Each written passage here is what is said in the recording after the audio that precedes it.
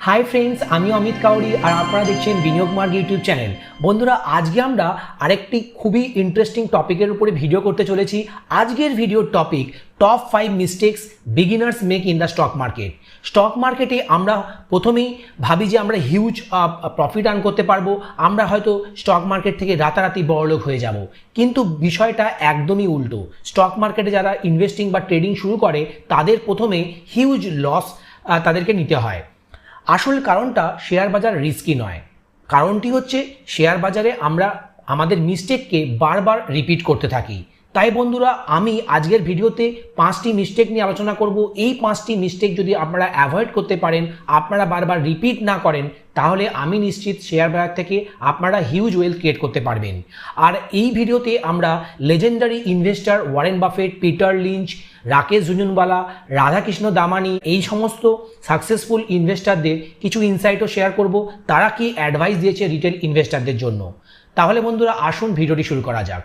বন্ধুরা, ভিডিওর প্রথমেই আমি ডিসক্লেমার দিয়ে রাখি, আমি কোনো সেবি রেজিস্টার্ড ইনভেস্টমেন্ট অ্যাডভাইজার বা রিসার্চ অ্যানালিস্ট নই। আমি এই চ্যানেল বিনিয়োগ মার্গের মাধ্যমে ইনভেস্টিংকে ইজি করতে চাই, ফাইন্যান্সকে আমি সিম্পলিফাই করতে চাই রিটেল ইনভেস্টরদের জন্য। বন্ধুরা, তাহলে আসুন ভিডিওটি শুরু করি। বন্ধুরা, ফার্স্ট মিস্টেকই হলো চেজিং কুইক প্রফিট। রিটেল ইনভেস্টররা শেয়ার বাজার থেকে ভাবে হিউজ ওয়েলথ ক্রিয়েট করবে, তারা রাতারাতি বড়লোক হবে এই শেয়ার বাজার থেকে। এক্ষেত্রে 2017-18 সালের একটা ঘটনা আপনাদের সাথে শেয়ার করি।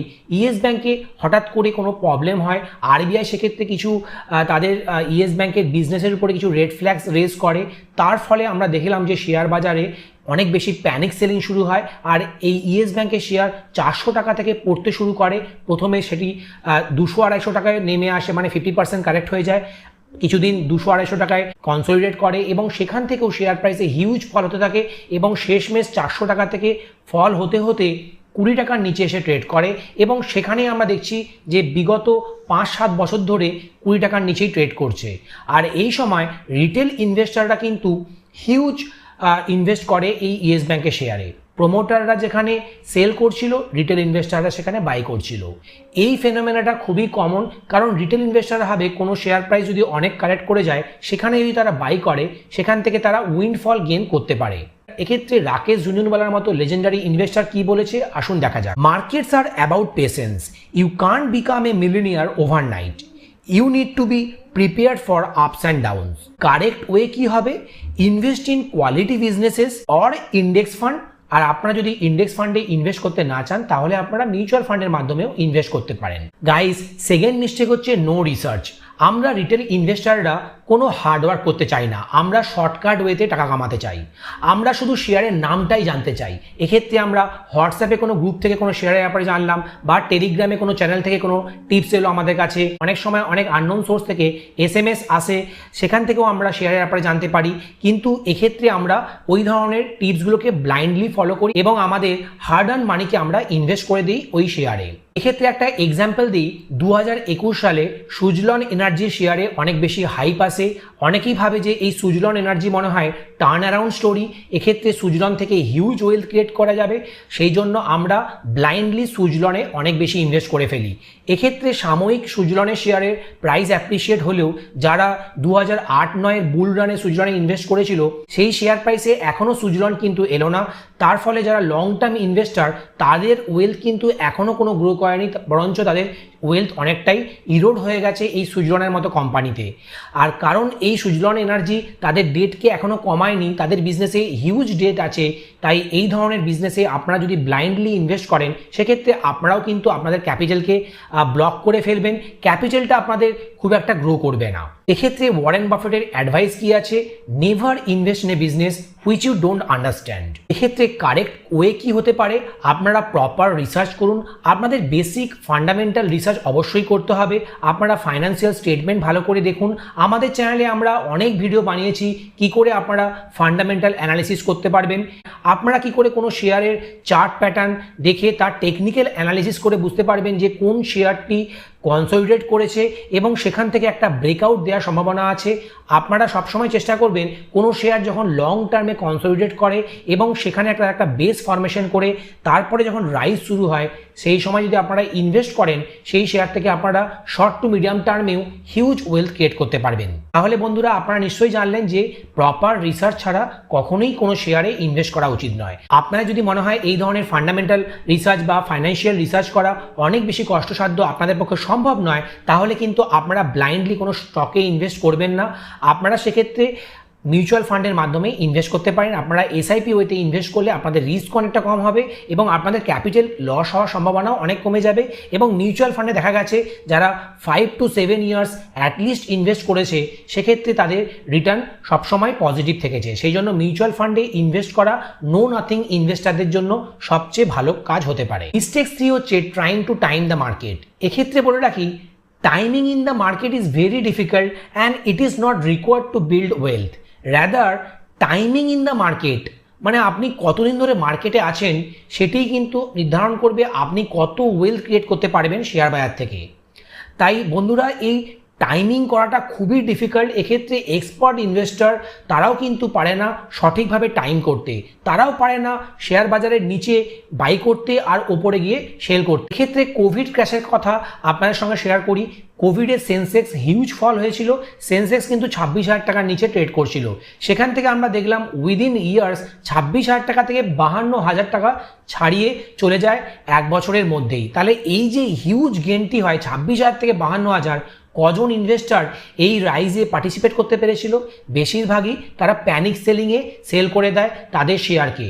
সেই জন্যই যারা মার্কেটে টাইম করে না, তারা টাইমিং করে, তারা প্রলং পিরিয়ড ধরে মার্কেটে ইনভেস্টেড থাকে, তারাই কিন্তু এই হিউজ আপসাইডের বেনিফিট পায়।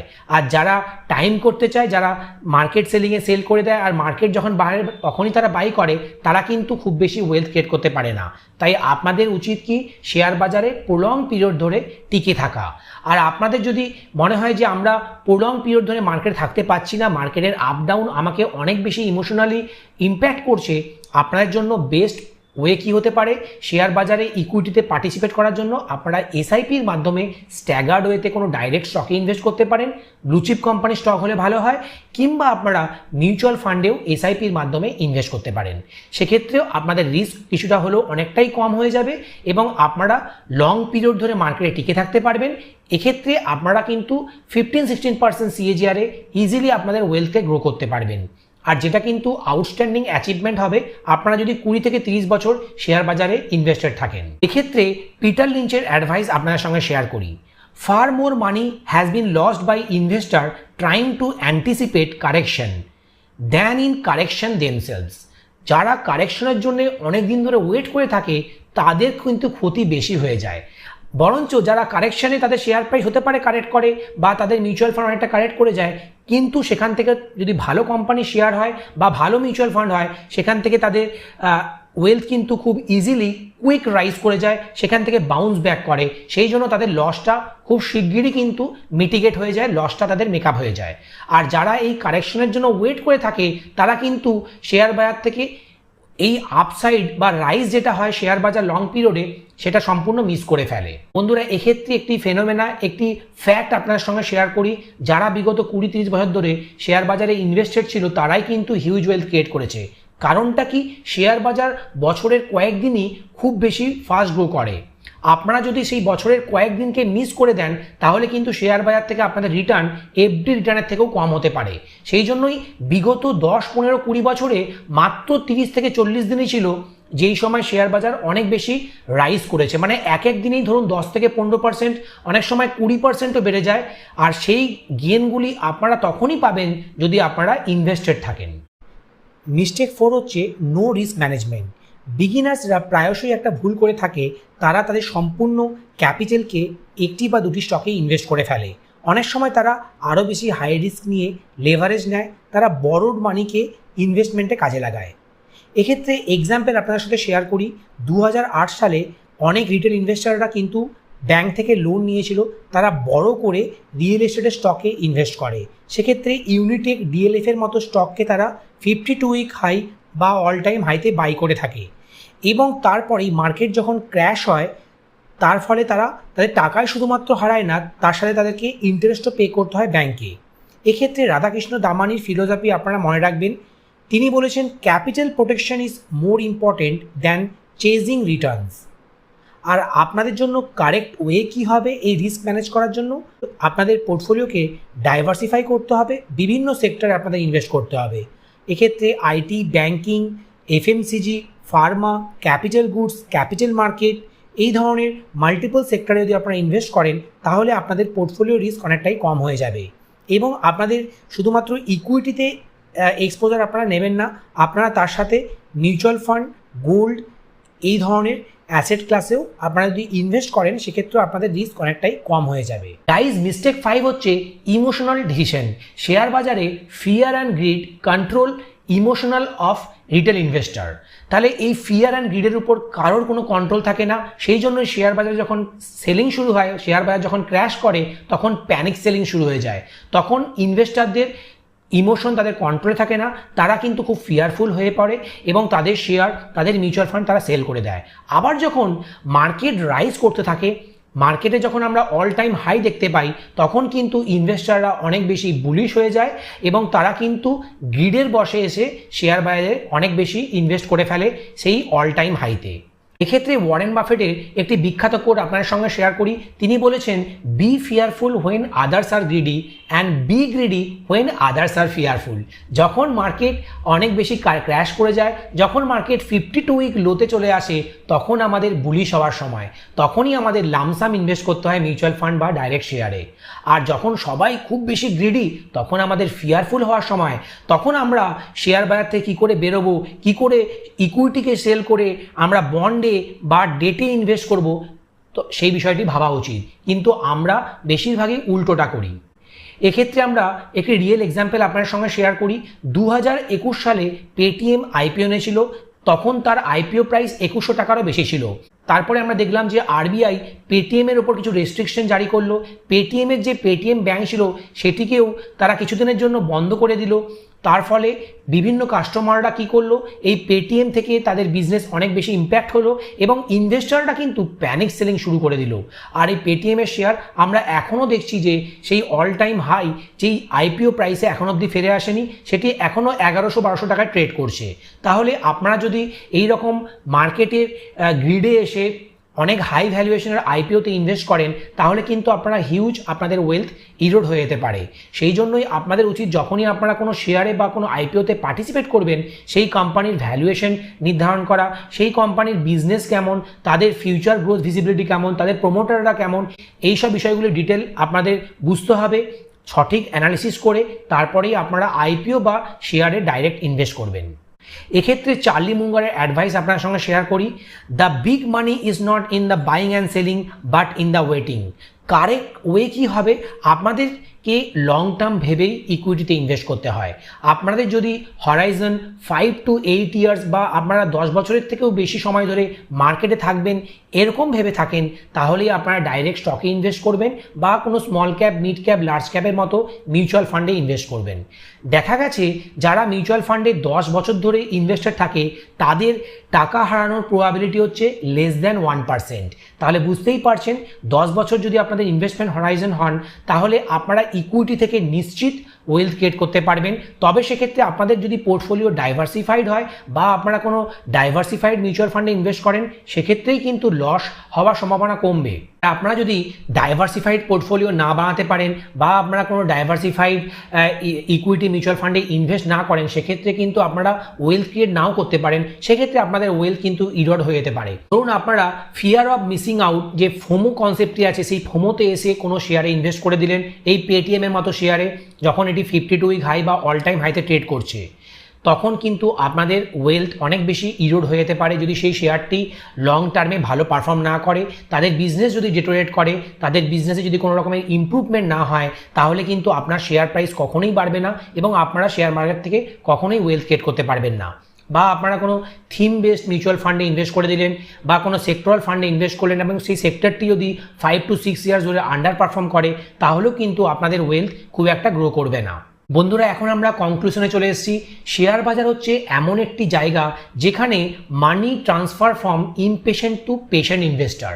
মানে আমরা দেখেছি যে বিয়ার মার্কেটে যারা শেয়ার বাজারে টিকে থাকে তারাই হচ্ছে আসল সেই কোম্পানির মালিক। বুঝতে পারছেন, মানে প্রমোটাররা কিন্তু কখনোই বিয়ার মার্কেটে এসে তার শেয়ারকে সেল করে দেয় না। তাই যারা ভ্যালু ইনভেস্টার, যারা লং টার্ম ইনভেস্টার, তারা কিন্তু কোনো শেয়ার প্রাইস যদি 50% ফলো হয়ে যায় তারা তাদের শেয়ারকে বিক্রি করে না, বরং তারা ভাবে সেই শেয়ারকে আরও বাই করার জন্য। তবে এক্ষেত্রে সেই ইনভেস্টাররা কিন্তু তাদের বিজনেসকে খুব ভালো করে বোঝে, তাদের শেয়ার প্রাইস যে ফল হয়েছে মার্কেটের ফলের জন্য বা টেম্পোরারি কোনো প্রবলেমের জন্য সেটি তারা ভালো করে বোঝে, সেই জন্যই তারা আরও বেশি পরিমাণে অ্যালোকেট করে সেই শেয়ারে। কিন্তু অনেক ইনভেস্টাররা, বিশেষ করে রিটেল ইনভেস্টাররা এত ডিটেল রিসার্চ করতে পারে না, এত ভালোভাবে তাদের বিজনেসকে বুঝতে পারে না, সেই জন্যই তাদের শেয়ার প্রাইস যখনই 50-60% ফল হয়ে যায় তারা প্যানিক সেল শুরু করে দেয় এবং সেখান থেকে তারা এক্সিট নেওয়ার কথা ভাবে। তাই আমাদেরকে কন্ট্রা ইনভেস্টিং শিখতে হবে। ইনভেস্টিংয়ের অনেক স্টাইল আছে, আমরা ভিডিওতে এই ধরনের ইনভেস্টিং স্টাইল নিয়ে আলোচনা করি। কেউ ভাবে যে তারা ভ্যালু ইনভেস্টার, মানে শেয়ার প্রাইস যখন অনেক ফল করে যায়, শেয়ার মার্কেট যখন ক্র্যাশ হয়ে যায় তখন তারা অ্যাক্টিভ হয়ে যায়, তখন তারা ফিয়ারফুল মার্কেটে ইনভেস্টমেন্টের কথা ভাবে। আবার অনেকে গ্রোথ ইনভেস্টার থাকে, তারা ভাবে কোনো শেয়ার প্রাইস যখন রাইজ করছে পিরামিডিং করতে চায়। এই রাকেশ ঝুনঝুনওয়ালার মতো ইনভেস্টাররা এই টাইটানের মতো শেয়ারে কনসিস্টেন্টলি তারা বাই করে গেছে। যখনই তাদের বিজনেস গ্রো করছে, তাদের বিজনেসের ইমপ্রুভমেন্ট যত হয়েছে, তারাও তাদের শেয়ার প্রাইস যত বেশি বেড়েছে তাদের অ্যালোকেশনকেও তারা ধীরে ধীরে গ্রো করে গেছে। সেই জন্যই এই টাইটানের মতো কোম্পানিতে তারা হিউজ অ্যালোকেশন করতে পেরেছে এবং টাইটান যেহেতু আউটস্ট্যান্ডিং পারফর্ম করেছে বিগত 2 দশকে, সেই জন্যই রাকেশ ঝুনঝুনওয়ালা আজকে এত বড়লোক হতে পেরেছে, এত বেশি পরিমাণে, মানে প্রায় 1000 গুণ তাদের রিটার্ন জেনারেট করতে পেরেছে। এই রাকেশ ঝুনঝুনওয়ালার টাইটানের শেয়ার প্রাইসের তাদের বাই প্রাইস হচ্ছে 3 টাকারও কম, আর এখন টাইটানের শেয়ার প্রায় 3500 টাকার বেশি প্রাইসে ট্রেড করছে। তাই আপনারা যদি লং টার্মে কোনো ভালো বিজনেসে ইনভেস্ট করে থাকেন এবং সেখানে আপনারা কনসিস্টেন্টলি পিরামিডিং করেন, মানে শেয়ার প্রাইস বাড়ছে, আপনাদের অ্যালোকেশনও আপনারা বাড়াচ্ছেন, সেক্ষেত্রে আপনারা দেখবেন যে বিজনেস যদি গ্রো করতে থাকে, তাদের বিজনেসের ফান্ডামেন্টাল যদি ইমপ্রুভ হতে থাকে, তাহলেই কিন্তু আপনাদের উচিত সেই শেয়ারে আরও অ্যালোকেশন বাড়ানো। আর উল্টোটি যদি হয়, মানে কোনো শেয়ার প্রাইস ফল হচ্ছে, তার বিজনেসের ফান্ডামেন্টাল ডেটোরেট করছে, প্রোমোটাররা সেল করে দিচ্ছে তাদের নিজেদের শেয়ারকে, সেক্ষেত্রে কিন্তু আপনারাও সেই শেয়ারকে লসে হলেও বিক্রি করে দিতে পারেন। বন্ধুরা, আজকের ভিডিওটা আমি এখানেই শেষ করলাম। আপনাদের কেমন লাগলো আপনারা কমেন্টে জানান, আর আপনাদের এই ফিডব্যাক কিন্তু আমাদের অনেক বেশি মোটিভেট করে। আর আপনারা কিন্তু ভিডিওটিকে শেয়ার করতে ভুলবেন না বন্ধুদের সাথে, ভিডিওটিকে লাইক করুন। বন্ধুরা ভালো থাকবেন, আবার দেখা হবে পরের ভিডিওতে। নমস্কার, জয় হিন্দ।